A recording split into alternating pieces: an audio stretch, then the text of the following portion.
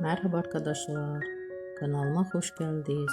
Sevimli oyuncularımız Can Yaman ve Demet Özdemir'den yeni videolar bugün sizler için hazırladık.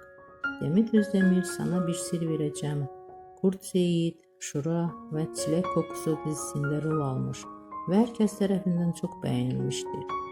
Biz de sizler için onların güzel paylaşımlarını hazırladık. Bu videoların devamı gelmesini istiyorsanızsa kanalımıza abone olup yorum yazmayı unutmayın. Bizden bu kadar. Herkese teşekkür ederiz. Hoşça kalın.